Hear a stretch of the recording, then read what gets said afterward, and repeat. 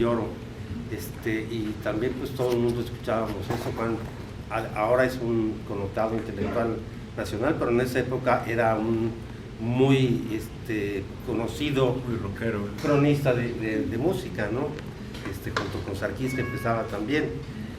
También respondiendo un poco también a tu pregunta, si vieron la música que tocaban los dos, había tiene algo de progresivo lo que ustedes tenían ahí en cierta manera, ¿no? Y lo que ustedes tienen es rock más duro, más básico, pero más rudo. Sí, pero muy buenos todos, de muy alta calidad. Estos dos tocan la guitarra, bueno, qué bárbaros, ¿no? Colega. No. Pero no, yo lo que creo es que, mira, en México siempre la música de rock, incluso ahora, a mí me parece que obviamente no es la música más fácil de encontrar, ni más fácil de accesar. Y yo creo que todo aquel al que le gusta, ahora o antes, primero que nada tienes que ser un buscador de esa música, porque no es lo que vas a ver en el canal de las estrellas, ni en la primera plana de los periódicos. Es una música que siempre te va a exigir un poquito de que tú le rasques por ahí y encuentres cosas. Entonces, ahora por supuesto que en un sentido es más fácil, porque están todas estas cosas que tú mencionas, que vienen con la red. Pero aún así, yo creo que si tú quieres oír algo que especialmente a ti te interesa, tienes que hacer una cierta búsqueda. Y en aquel entonces era igual, quizá los canales para encontrar eso eran menos, pero también estaban más localizados, como esta cosa de Hip 70, que eran unas maravillosas tiendas de discos. Había tres o cuatro en toda la ciudad, en todo el país. Había 3 o 4, pero a los que nos interesaba esa música sabíamos cuáles eran esas tiendas. Y periódicamente las íbamos a visitar, aunque a veces no compraras cosas, tal vez no te alcanzaba, pero era una manera de ver qué discos habían salido, qué cosas nuevas habían traído. Entonces, siempre ha habido maneras de que te informes y que encuentres las cosas si es que las estás buscando. Yo creo que antes y ahora es un poco lo mismo. Había flyers y papelitos, claro. Había pósters en las calles. Los flyers siempre los subo, ahora son electrónicos. Claro, sí, antes eran de cosas.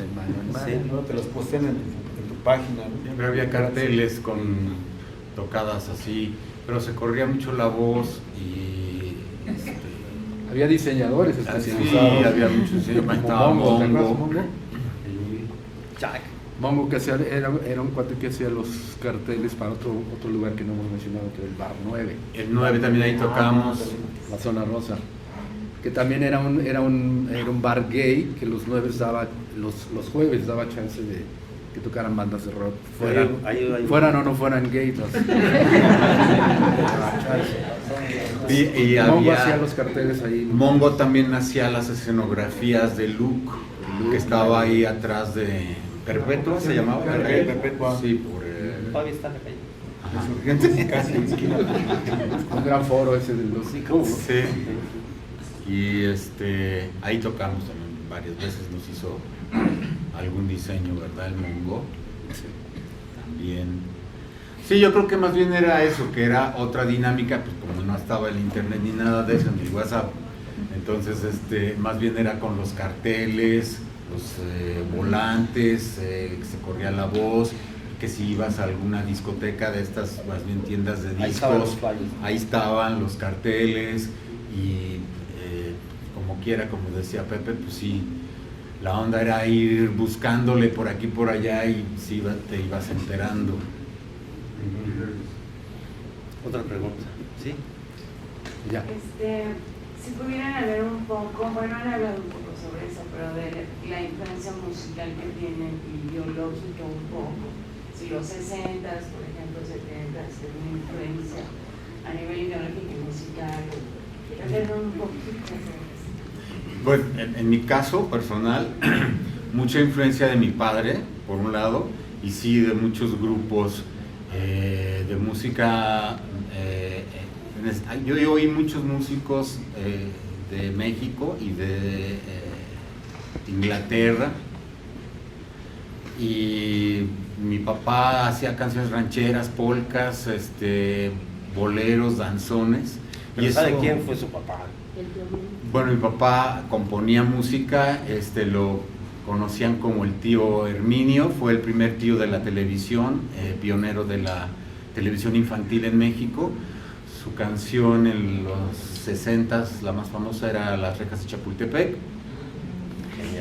Y tenía muchas otras. Entonces pues yo crecí con esa música también, pero por supuesto que me gustaba pues el rock que llegaba de otros lados, ¿no? Y tenía yo un vecino enfrente de mi casa que se llama Walter Schmidt, y entonces nos dedicábamos a buscarle, ¿no? Como decía bien Pepe. O sea, nos poníamos a ver quién había sacado un disco, dónde se podía conseguir tal música, en fin, y allá andábamos consiguiendo eso. Y lo del acordeón, concretamente con Sangre Azteca, creo que vale la pena mencionarlo, porque Sangre Azteca fue el primer grupo que utilizó el acordeón para tocar rock. Y después otros grupos siguieron el ejemplo, tomaron la idea, dijeron, ay, vamos a ponerlo y tal, porque el acordeón como instrumento es un instrumento muy bello, físicamente, visualmente, es un instrumento muy bonito, pero sobre todo tiene una capacidad de expresión muy linda, porque tú le estás dando el aire aquí en el pecho, ¿no? O sea, lo estás sintiendo, y entonces es muy expresivo por eso. Y yo como tecladista, siempre había sido tecladista, mi padre había sido tecladista, entonces pues me llamaba la atención tocar un acordeón, que era lo que me faltaba, porque tenía yo otros instrumentos de teclado, pero no eran un acordeón. Entonces yo iba de repente a la casa de Jorge Velasco, que era bajista del grupo MCC, Música y Contracultura, que habíamos hecho años antes. Y su padre, don Jorge de Crespo, era cantante de ranchero. Y entonces don Jorge tenía 2 acordeones en su casa. Y yo le dije a don Jorge algún día, ¿no? Le dije, oiga, don Jorge, présteme un acordeón, porque pues, nunca lo he tocado. Ay, claro que sí, llévatelo y tal. Y me prestó un acordeón, y fue el primero que yo tuve en 85, 86. Y en agosto, vale la pena también comentarlo, en agosto de 1986, van a ser ya 30 años, Sangre Azteca se presentó por primera vez con acordeón en este recinto, en el Foro del Dinosaurio. Y en el público estaba este señor. Y 30 años. 30 años no es nada. Bueno, y entonces esa tocada no salió muy bien. En la batería estaba Federico Luna, en el bajo estaba Mingo Nieto, yo estaba en algunas rolas, estaba tocando el teclado, que me lo prestó en esa ocasión Carlos Alvarado, me acuerdo, un cinte, y lo demás era con acordeón y cantaba. Y en la guitarra estaba Chucho González, que había sido de Hi-Fi Orchestra. Pero no salió nada bien. ¿Va que les cuento? Sí, estaba medio feo. Y entonces ya después yo me junto con José Manuel, ya como al siguiente año, y platicamos todo el proyecto y tal. Entonces ya como que se hace Sangre Azteca, pero más bien él y yo, ¿no? Ya no había otros músicos ni nada más que él y yo, y empezamos a grabar en esta grabadorcita los demos, las canciones, con esta idea del acordeón. Pero yo sí creo que vale la pena mencionar el uso del acordeón como un instrumento rockero por primera vez en la historia de la música de rock en México, ¿no? Los otros siento yo que de repente lo usaron más como de un poquito como de acompañamiento, ¿no? Creo que después Sergio Arau tomó la idea y puso un acordeón ahí en su grupo, y luego pues ya empezaron a haber muchos otros grupos que empezaron a utilizar el acordeón, y ahorita ya el acordeón tiene un resurgimiento muy bonito, porque hay muchísimos grupos, no solamente en México, sino a nivel mundial, que utilizan el acordeón como instrumento importante, no nada más como una cosa bonita para verse, ¿no? No como escenografía, sino como un instrumento básico. ¿Tú, Lalo? Pues sí. ¿Tú hablas de Alvin Lee? No, ves que voy a hablar un montón. No, pues es que sí, pues básicamente digo que la cuestión de las influencias de nosotros era el rock and roll, ¿no? O sea, a mí me latía, pues sobre todo los héroes de la guitarra, ¿no? Que tocaban bien rápido, ¿no? Como Alvin Lee, como Johnny Winter, y después oía a Jimmy Page, después oía al guitarrista de Deep Purple, y bueno, y de ahí empecé a conocer, ¿no? Hasta que conocí a Black Sabbath, ¿no? Que tocaban una música así pesadona, acá, no, era mi sueño. Después ya conocí a Kiss, ¿no? Cuando se pintaban y todo el rollo. Y entonces yo tenía un amigo que era zapatero y yo le llevaba mis botas para que le pusiera una suelota de este tamaño, zapatos, y entonces ya pues era yo el Kiss de ahí con sobrepeso obviamente, ¿no? Siempre tuve sobrepeso y pues andar cotorreando en ese rollo. Entonces para mí había una banda que yo admiraba mucho que era CC Top, ¿no? Que era una banda de un trío de poder, que era bajo, guitarra y batería, ¿no? Y entonces yo ya, qué bien se oían esos cuates. Y entonces, en cierta manera, mi idea de hacer Tex-Tex era hacer un trío de poder, ¿no? O sea, un trío que el guitarrista tocara y cantara, y hiciera armonías, hiciera solos, contara chistes, y todo el rollo, ¿no? Y el bajista igual cantara, hiciera el apoyo, tocara el bajo así de pelos, que rellenara cuando no había armonía, y un baterista que le pegara pero macizo, o sea, que no una niña para pronto, ¿no? Sino que tuviera testosterona. Entonces, cuando estuve buscando, pues no encontraba a quien tuviera las características. Dije, bueno, pues se me hace que esto ha de ser del ADN, ¿no? Y pues ya fue como le propuse a mis hermanos que me acompañaran. Creo que fue cuando le dimos al clavo, ¿no? Éramos una banda poderosa, o sea, a lo mejor no tocábamos bien, pero tocábamos bien fuerte y bien.